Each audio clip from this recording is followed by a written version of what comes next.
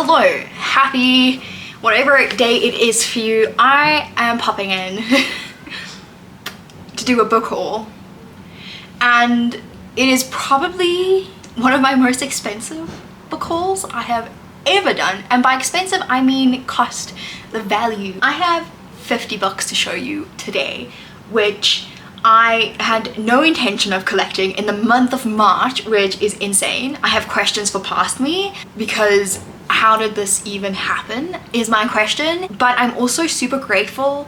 I do want to preface this video by saying I work in publishing, and a lot of these books are perks of the job book. So if you don't know what that means, it means I work in publishing, and because of that we get a lot of proof copies, and every now and again I do get a sample copy from work to read just because people want opinions, and that is the case for some of these. Not all, mind you, some. And then I also review books professionally on my Bookstagram, and I share videos on TikTok, so there's that as well. So that is probably why there's also quite a lot of books. I think out of the books I have bought, it's not as much as what I've gotten as perks or for review. So there's that aspect. And then lastly, there's a last little category, and that is my boyfriend spoils me. Every now and again we go to the mall, and then I convince him to go to the bookstore, and then somehow I end up leaving with a book. It totally isn't my inability to leave the bookstore without buying a book, but yeah, I've been very privileged and very lucky to gotten him, and for the job I have and everything like that. I also am subscribed to Illumicrate, so you're gonna see a lot of Illumicrate editions. That being said, I do have a Illumicrate haul up in the info card, so I'm just going to briefly go over those ones. There is another edition that I got throughout the month that I didn't include in that book haul, which I'll go into a little bit more depth with, but overall most of the Illumicrate stuff will be in that unboxing, linked in the info cards wherever they are positioned. I haven't figured that out yet, but I think without further ado the best thing to do is to just jump straight in, and I'm going to jump with probably one of my favorite editions I have ever gotten, and that is the Illumicrate Prayer of the Orange Tree and A Day of Fallen Night set, which is just super stunning. I actually received a print from work for these books, which is really great. These are also signed by Samantha Shannon, so there's a lot of special features with this one of which is the end paper art, which I think is quite stunning. It's the same on both sides, and then also the naked hardcover, which is also quite stunning. So that's the one. This is for A Day of Fallen Night. Once again, the same on both. And then this is the hardcover. You'll see there is foiling on both sets of these hardcovers. Not only is the artwork special to Illumicrate, but the foiling is as well. And something that I realized based on what someone showed me is that these actually end up matching the images on both sides, and they form like a single image, which I thought was really cool. I didn't actually think of that. And these are signed by Miss Samantha. So I'm really happy that I got this set. I am very lucky and fortunate that I got these. I actually was like contemplating getting them versus not getting them. As you can see, I ended up deciding getting them, but I'm very happy with the set. I'm not sure how I'm going to display it as of yet, but I will figure that out along the way. Moving on swiftly. These are more books that I bought. I'm just gonna go through them quite quickly. I got Slave to Sensation by Melleny. I actually got this years ago at this point, but I lent my copy to someone and I never got it back, and I actually really enjoyed this, but I kind of want to reread this book before continuing on with the second book, which I also have on my shelf. And then I got Keeper of the Lost Cities by Shannon Messenger. This is a very popular middle grade series, and I figured I would pick it up, so these are these two. I'm also in the process of investing in Sarah J Maas, as it turns out, and I bought myself the first two books in the Throne of Glass series in the new hardcover editions. We have Assassin's Blade and Throne of Glass. At this point in time, I'm planning on reading both of these in April, and then once a month up until I've collected them all, I will be getting a copy of the series, so you'll be seeing a lot of them. I personally like them. Is it controversial? Maybe, but I think they're quite stunning, and I can't wait to have them on my shelves. These are my very first hardcover sets, so I'm really excited to have them for the series, by the way. I meant for the series, but I'm very excited to have them on my shelf. I then decided to splurge and get City of Nightmares by Rebecca Schaefer. This I didn't get as a Fairy Woo subscription, but rather I bought it from someone who didn't want to have it, and I must say I really like this edition. This one is quite stunning, so I'm happy that I got it. It's got a really stunning Under the Dust jacket cover. It's got end papers that are different on both sides, and I'm really excited to give this one a go when, I don't know, But yeah, I then couldn't stop thinking about the series and the editions that it came in, and I decided to take the plunge and buy them. I have no regrets, and that is the entire Legend series by Mary Lou. I love Mary Lou. I've only read a couple of her books, but every single one I have loved, and I've always wanted to continue on with the series, and I'm hoping that buying these in these really special 10th anniversary editions, where they just match up so stunningly, will convince me to read it. I then managed to find someone who was selling their copy of Belladonna from Fairy Loot, and I'm really happy. I love this edition from the first moment that I saw it. It has end papers and special printing on the hardcover, which I love. I really like this book. I wouldn't say that I absolutely loved it, but I'm hoping that when I give this a reread this year, that will be the case, because I really did enjoy it. I just didn't love it, but I think it also had to do with the fact that I was heading into a slump and managed to get out of it quite quickly. So I'm going to give this one a reread in October, I think, because I think Foxglove comes out in August. So as mentioned, I'm investing in Sarah J Maas, and I bought the Fairy Loot editions of House of Sky and Breath and House of Earth and Blood. I say those in the wrong order, but there's a huge unboxing for these on the Illumicrate unboxing that I have, so that's linked. Same can be said for these two editions. This was the Winter Night box that I got. This is the Bear and the Nightingale, and this is the February box, which I'm about to start reading, which is Song of Silver Flame Like Night. These are really gorgeous. Once again, there is an unboxing for this. Moving into the last two books that I bought myself, I have A Curse So Dark and Lonely by Bridget Kemmerer. I have the second one in the series, but I never had the first, so I went and bought the first for myself.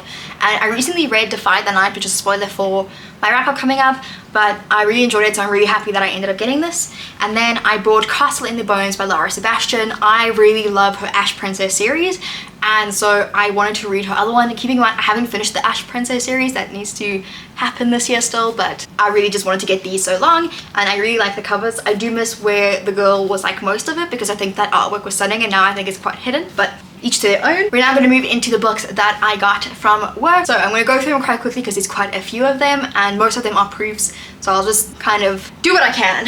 The first one is Let's Play Murder. This is a book where people can't tell the difference between reality and a game, where people are dying in real life but also dying in the game, and this kind of reminds me of A Good Girl's Guide to Murder, and I would say Warcross by Mary Lou. I'm really excited for this one. This comes out in April. I then have Catfish Rolling by Clara Kumagai. I'm not too sure. I will have to look up that pronunciation, and I will by the time I read this. And this is out now actually. This is essentially taking the myth or the legend behind a catfish living under Japan, and every time there's an earthquake, it's blamed on this catfish that's rolling over. This sounds really cool. Really excited for this one. I have Imogen, obviously, by Becky Albertalli. This is kind of a response to people coming at Becky Albertalli saying, why is she writing stories about queer people when she isn't in herself queer? And this book kind of discusses that, about how you might not know if you're queer or not, but it doesn't prevent you from talking about those stories, or something along those lines. I'm interested to give this one a go, so I'm excited. This one is apparently 1001 Arabian Night retelling for middle grade kids, and apparently it's really beautiful, and this proof is stunning. This comes out in May. The next one I have here is Kazuma Unfortunate Steals a Star. This sounded so really cool. I then have Ironborn 12 and the Frozen Forest. This is a really exciting book. It sounds incredible. And I also have the sequel, which is Phoenix and the Frost Palace, which I really am excited to read. They both look really, really stunning, so I'm happy about this. I then got Murder on a School Night. This is a really cool proof, but I actually have read it and I've DNF'd it just for fun reference. I then have The Heart of Betrayal and The Beauty of Darkness, because I absolutely love Mary Pearson and I'm interested in rereading her series. So I grabbed these from the office, and you'll see the first book later on, which is a spoiler. I got an extra proof of A Day of Fallen Night, so I'll be passing this on to a friend of mine. I then, If I Have to Be Haunted, which is I'm not too sure, but it sounds really, really cool. I then got Infinity Gate by M.I. Carey. M.I. Carey wrote The Girl with the Gifts, I think. And yeah, The Girl with All the Gifts. And this one just sounds really cool. And yeah, it's sci-fi. That's really all I needed to know, I guess. I also got a finished copy of Really Good Actually by Monica Hazy. I really am excited for this one. I think it's so cool. I love Schitt's Creek, which is written by Monica Hazy, so I'm really hoping that Yuma translates quite well, and I'm excited for this one. And then I have Maybe Next Time, which, as you can see, is every love story starts somewhere, every love story ends.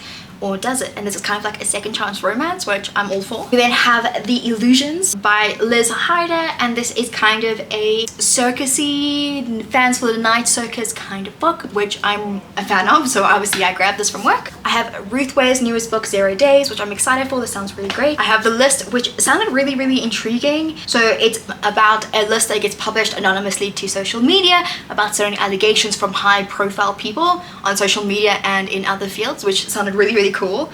I then have The Good Liars. This sounded really cool as well.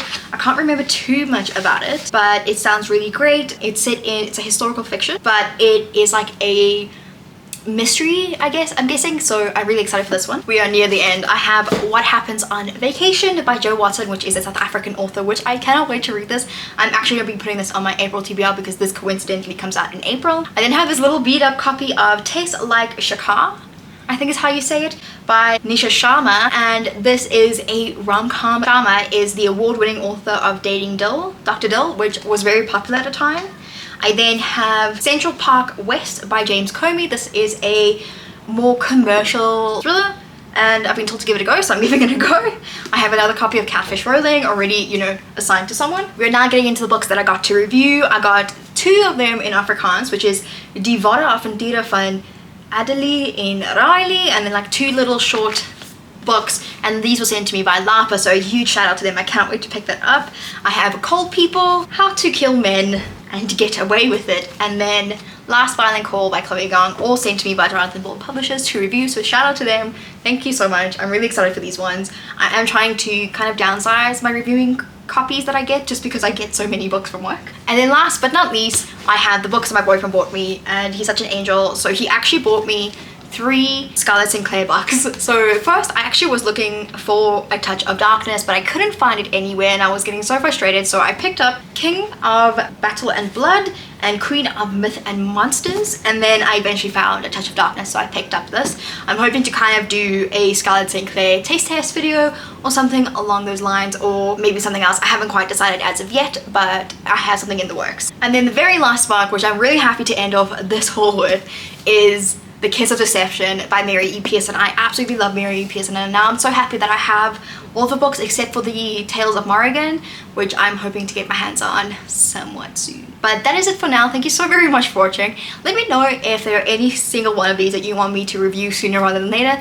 Once again, I understand that I'm in a very privileged position, and I'm very grateful for this privilege that I have of getting books for pretty much free, especially from my work, and to review, and I'm very grateful, and I do try and read these. I am prioritizing my reading this year as much as I possibly can, and it's been so successful so far. I'm hoping to have a review, or not a review, but a quarterly wrap up for you guys pretty soon, and I will check you out in that video. I'll see you then.